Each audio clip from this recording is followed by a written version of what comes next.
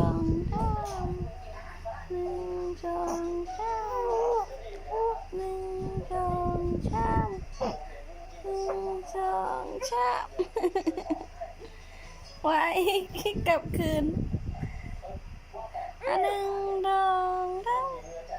หนึ่งสองสามหนึ่งสองสามหนึ่งสองสามหนึ่งสองสามหนึ่งสองสามว้ายกินกลับไปกลับมาหนึ่งสองสามหนึ่งสองสามกลับมาอีกแล้วปะผู้ใดอันมีโจรจะรอบทำลายเมื่อคืนนี้มาอุ้มฟึดเลยเกือบคอหักดึงฟืดเลยนวดเอาแขนออกลูกเก่งเอาแขนออกหนึ่งสองสามหนึ่งสองสามหนึ่งสองสามน่ะเน่ที่คานแล้วคนนี้เดินไปได้ไกลแล้วอีพ่อหายเด้อความตลอดเลยว่าจะในอัดดังว้ายสู้ความสามารถแน่ลูกความสามารถนะลูกใส่เบื้องหน้ากันหน้าเป็นจังไดหน้านี่ว้ายโอเคเอาลูกเสร็จแล้วแมวว้ายนี่มันเมื่อยเอาหนึ่งเอาหมดลงไปไกลๆคนเก่งไอเก่งอีเมบ่ได้โทรหาวิดีโอไอเก่ง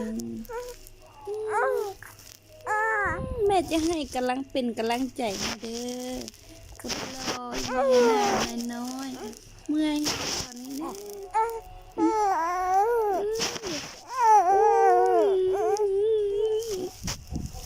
บทสู้ๆลูกสู้ๆให้มันสมชื่อเก่งสู้ๆเด้ที่นาที่คานแล้วค่ะความได้2 เดือนคุณนาความมันเก่งนะว้าย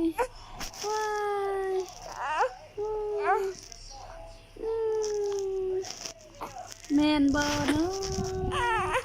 เดี๋ยวไอ้คานเลยลูกคานเลยแม่เป็นกำลังใจให้เด้เอาสู้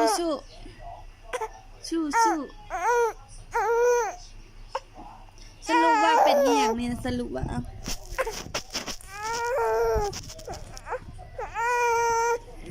าเป็นอย่างนี้นะ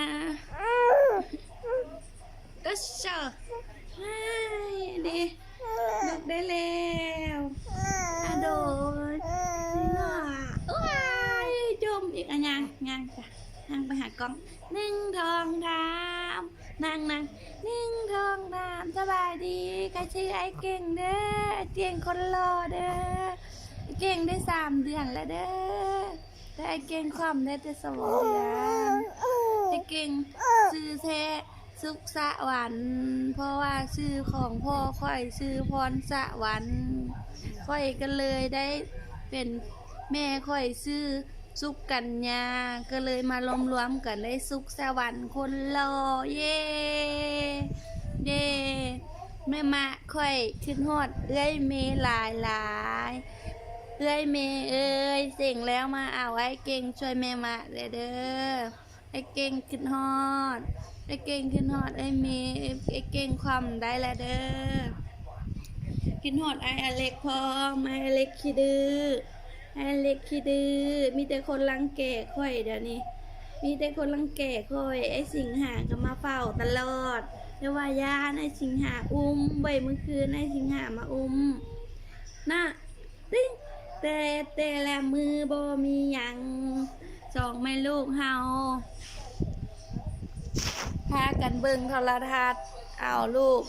มืออยู่เฮือนนอนมีคนอยู่ทางหลังนะมีหมู่หลายได้มาลิ้นน้ำนะเฮ้ยบายตัวนี้เด้อ บาย